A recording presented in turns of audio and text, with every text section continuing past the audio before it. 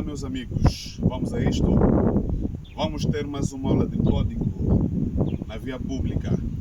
Hoje, domingo, dia 16 de fevereiro de 2025. Nós vamos falar mais uma vez sobre o sistema de circulação rodoviário. O que é que diz o livro de código em relação a este tema? O livro de código diz: são três os elementos integrantes do sistema de circulação rodoviário. Qual é o primeiro elemento, meus amigos? O primeiro elemento é o homem. O segundo, o veículo. Terceiro, a via. Quer dizer, para que haja a circulação de veículos na via pública, é necessário que haja o casamento entre estes três elementos, que haja o casamento entre o homem, veículo e a via. É um casamento feito por igreja e não pode haver divórcio. Por exemplo, se nos perguntassem onde é que é feito a circulação de veículos, doutora? A circulação de veículos é feita onde? Na via, não é isso? Sim. Vamos circular com quê? Com veículo. Quem vai usar o veículo? É o homem. Os amigos que vão fazer o exame. Se o examinador perguntar quais são os elementos do sistema rodoviário, digam os elementos do sistema rodoviário. São primeiro o homem, o veículo e a via. Cada um desses elementos desempenha um papel específico. Qual é o papel do homem no contexto rodoviário? O homem desempenha o papel de protagonista, né? Este é o elemento preponderante desse sistema, né? Deste sistema desempenhando fundamentalmente três papéis, né? Vamos ver daqui a pouco como é que o homem aparece na via. O homem é o elemento preponderante, né? É o elemento preponderante. Preponderante por quê? Porque ele assume o quê? Maior, não é isso? Ok. O veículo desempenha o papel de meio, quer dizer que o veículo é o meio de transporte que nós vamos usar. A via desempenha o papel de cenário. É o cenário, não é? É o cenário por quê? Porque é o local onde o trânsito se desenrola. Quer dizer que o homem, que é o protagonista, ele vai reagir de acordo com o cenário que vai encontrar onde? Na via. E já vimos entre esses três elementos, qual é o mais importante? O mais importante é o homem. É o homem por quê? Porque em termos de atuação, toda a responsabilidade recai ao homem. Então vamos falar primeiro do homem. Depois do homem, vamos falar da via, embora nas aulas passadas já falamos um pouco da via, nós já definimos a via e falamos também da classificação das vias. Faltam alguns elementos que, numa outra ocasião, depois o professor poderá dar continuidade. E o último elemento será o veículo.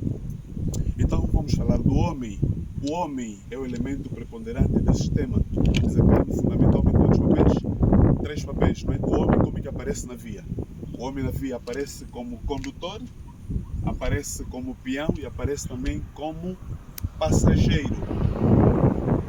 Quando é que o homem toma o nome de peão? O homem toma o nome de peão quando circular na via pública a pé.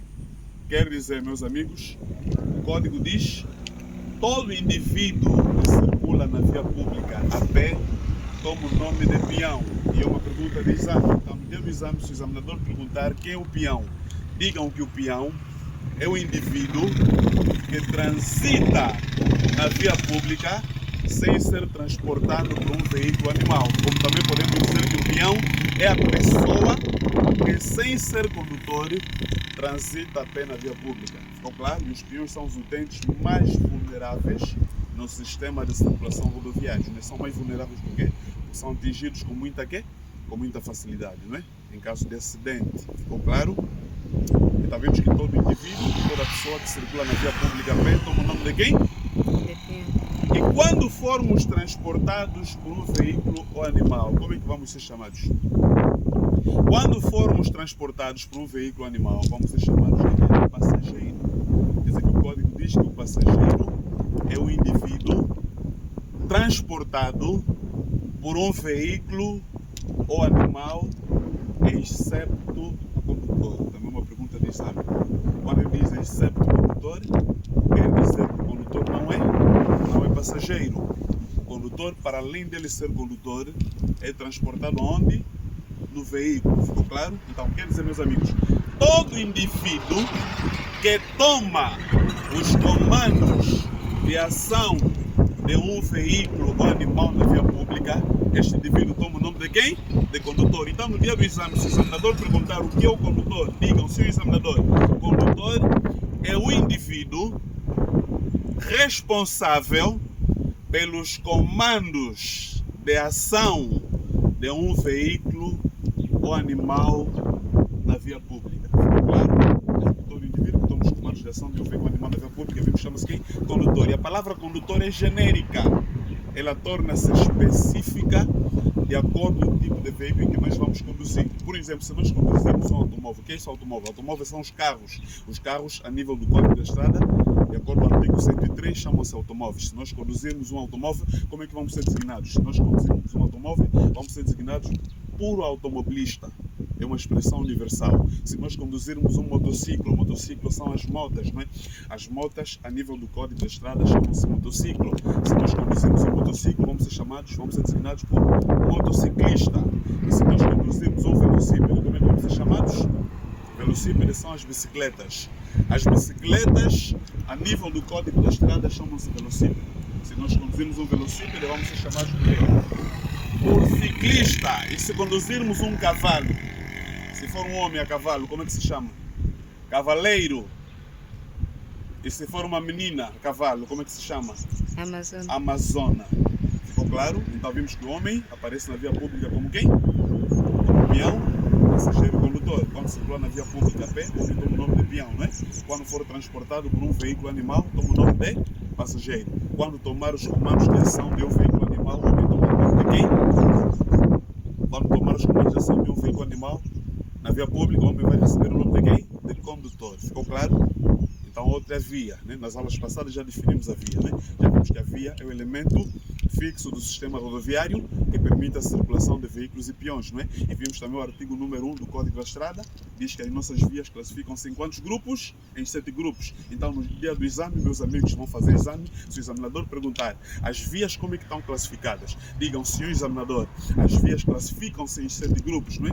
Temos a via pública, que já falamos, a via equiparada à via pública, a estrada nacional, a estrada municipal, caminho, via reservada a automóveis, motociclo e autoestrada. Hoje vamos falar mais de uma, né? Já definimos que a via pública é uma via de comunicação terrestre afeta ao trânsito público. Né?